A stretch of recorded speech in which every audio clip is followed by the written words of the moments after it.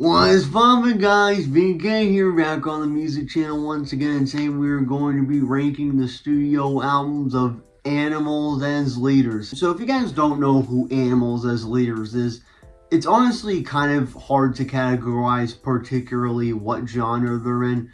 Although most would say they're under the gent or progressive metal genre, and I would agree, I think anything for these guys that would say something like that would be really characteristic of what they actually are. So yeah, they are known as a progressive metal band, and I do think they fall in that category as well. But the thing that's interesting about this band is that they don't have a singer. And the thing is, usually progressive metal bands have singers, but this one doesn't. They're an instrumental progressive metal band. Wow, that was a lot to say right there. So with all that being said, let's hop right into the list. And at number 5, we got Parisia. What? Parisia? Is that how I said? So yeah, it was their most recent album. It was from 2022, so just about 2 years ago. Now, I think in the past couple of these ranking videos, I've put their most recent albums down below them, or at least at the bottom of these lists. You guys are probably gonna be like, wait a minute, why do you keep putting the most recent albums down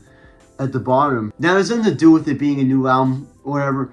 I have no bias towards just putting albums that are brand new at the bottom of the list. All that really comes down to me is if I really like the album or not. But yeah, despite its position on the list, this album really slaps. And I think the main reason why I I think this one, why it's down this low is because I think in some spots it gets repetitive with the guitar noodling. Now, this is something that this band does a lot, where it's they do a lot of sweep picking and a lot of just noodling, clean guitars, sweep picking and stuff like that. They do that a lot. And on this album, it's I noticed it more than on any of their other albums. I mean, still, I think anything from this band is just really good, just certainly top-notch musicianship as well. I would say favorite tracks from this album, obviously you got Monomyth. I think it's the most popular song that was off this album. I do agree with that. Red Miso, which comes right after that one. Sort of underrated song right there. So it's a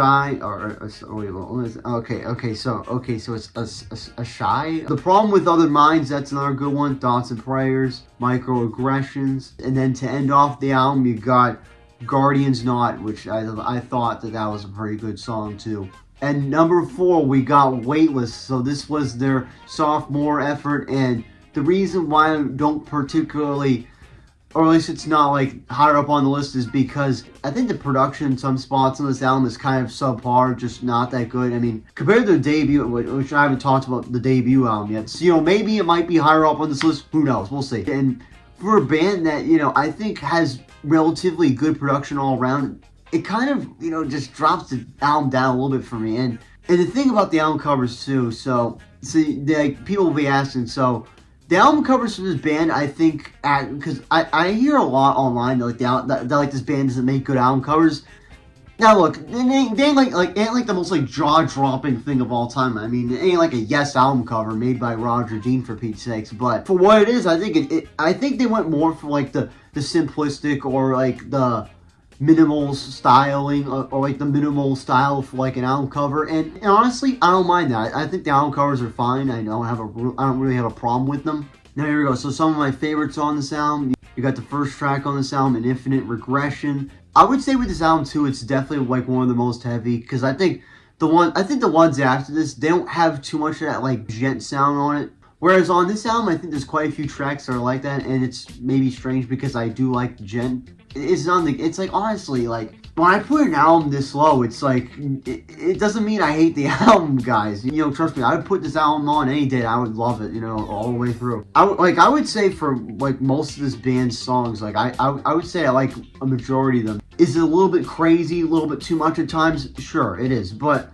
I still think this band is just really good. But yeah, back to some of my favorite tracks on Weightless. We got Odessa, which comes right after An Infinite Regression, Earth Departure, Isolated Incidents. This one's a little bit on the shorter side, but I think it still does the job for me. New Eden. Oh boy, this one's tough. Cylindrical Sea.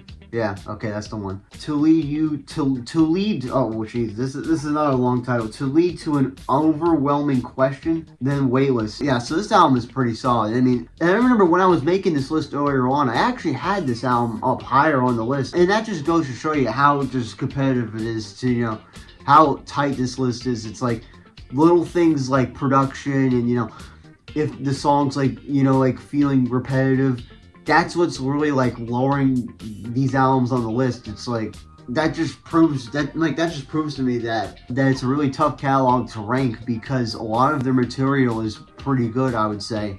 Then the next album, we got The Madness of Many from 2016. Yes, 2016 was a stacked year, and then on top of that, you got an Animals as Leaders album. Oh yeah, it just makes 2016 the whole hell of a lot better.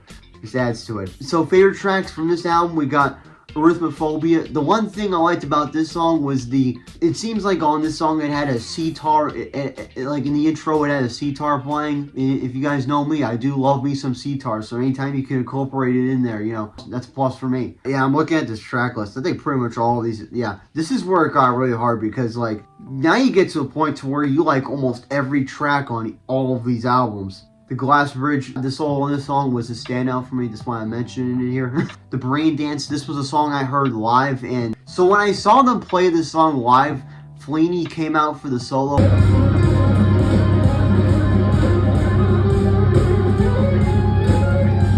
And I don't know if Fleeny plays a solo like on the studio version of this. Although no matter what, I think it's another standout solo. And the last song you got is Apomorphia. I'll put it right here, Apomorphia, whatever. I thought that was a pretty interesting track to close the album with.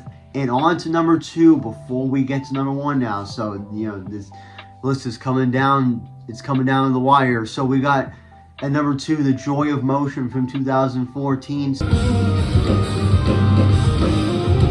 So when I saw them live, right, so we're in the year 2024 now, right? So basically at the show I got this shirt at. So so I didn't have it before I went to the show. You could say I'm a sellout. I had to buy the merch at the show, but I'm sure there's a lot of us that do that. When we're at the show, we buy the merch. And as for this shirt, I think the one complaint I have with it is that so notice how it like kind of fades off right now. Like, if you're looking from afar, it doesn't honestly look that bad, but when you're looking up close, it looks like just one of those shirts that like isn't that like it just like looks like it's been worn or whatever. Now to you that may be cool, but for me it looks like it's low quality. But not gonna lie, from afar here, like from the view from the camera, like this looks like a pretty good shirt. I mean that might have been why I bought it, but I think still it's a pretty good shirt. But anyways, back to The Joy of Motion. So when I saw them live, this was the album that they were celebrating. So I basically had the honor of hearing them play this entire album live. And on some lists I've heard where people would rank their albums, this album has come in lower, and honestly, I don't agree with that. I think that this is one of their better albums, and I think honestly a lot of the songs on this album are pretty catchy. You got Physical Education on Spotify. It's their most streamed song, although I think at number 1, we'll be talking about a song that I think would probably be their number 1, or the one that they're most known for. But this song, it has a really catchy riff, which I think in instrumental music, I think it's key to have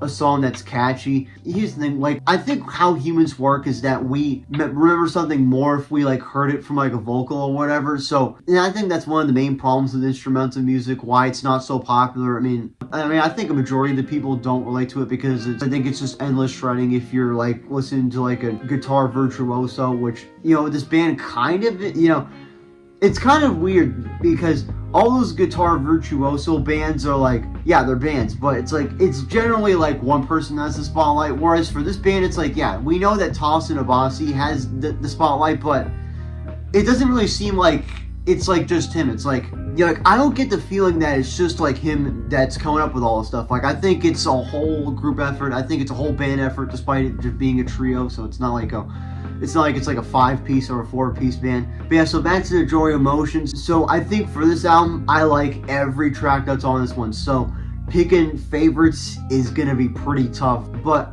tracks that I really did like on this album were Cascade to kick off the album. I I think another thing that I noticed about this album is that it doesn't really have that Jet sound to it. But honestly, for me, I don't mind. Like, the Jet sound for me is take it or leave it for this band. Like, when you got the insane shredding guitar playing from Tosin Abasi, it's like, dude, I don't mind what you do. You can gent, you can thaw. I think it will be great no matter what he does. The songs that I do like on this album, Air Chrysalis. Yeah, I think that's how you say it, Air Chrysalis. That was the song that I did record them playing live. I would say more on the melodic side, and if you're looking for a song on this album that is heavy, I would give you Tooth and Claw, as I think that is the heaviest song on this album. You know, you hear that riff in the beginning, it's like, it's like you just get hit with a wall of sound with that one. Then, of course, you got the most popular song on the album, Physical Education, where it has that riff where it goes like... Yeah, that's what I mean when it's like a catchy riff. Then another song that I got off this album that I thought it was a pretty good song to see them play live was Nefel. I don't know, however you say it. Like, this band, I think at this point, I think I've come to accept that they use weird song titles, so I guess just expect it at this point. But yeah, I think for this album overall, production I thought was pretty good. There was a little bit less Jet on this album, but I didn't mind because the clean playing from Tosin Abasi I think just really shines on this album. And then now we are on to number 1, and it's their debut album, Animals as Leaders, from 2009. Now, when I first got into this band, I thought like every song that they had was gonna be like Kafo, and as you guys know, Kafo is their most popular song. It's like, let me tell you, the first time I heard that song, like I was like, what dimension does this come from? I'm like, I had never heard anything like that at the time. But still to this day, the sweeping riff on that song just blows me away. And since it's at number 1, that means I like every track on this album. And obviously some favorites of mine, you know, you got Kafo, obviously, that song just blows everything away. Tempting Time, the solo on that song I thought was really good. And that's another thing with this band, it's like, yeah, they have solos and stuff. Like, you could argue like in instrumental music's like, well, the whole song's a solo. But I think the thing that a lot of people get wrong, that like don't like the guitar virtuoso genre of music, is that the whole song is not necessarily a solo. Like, there's gonna be a part where there's a riff, a bridge, which then leads into the actual kind of solo. So it's still structured like a traditional metal song, but obviously there's no vocals there. So yeah, another track I'd like to mention, On Impulse, Inamorata. No, I'm not talking about the Metallica song. I'm talking about the Animals as Leaders one. Yes, it's always funny when you run into those situations where you see the same song title being used by different bands. I always find that funny. But yeah, another song I'd like to mention, On Impulse. This one, yeah, I remember that track being really heavy. And then to close out the album, this was another song that I liked, Song for Solomon. Yeah, just what a killer debut album that these guys dropped. And anyways, guys, that's gonna do it for this video of ranking every Animals as Leaders album.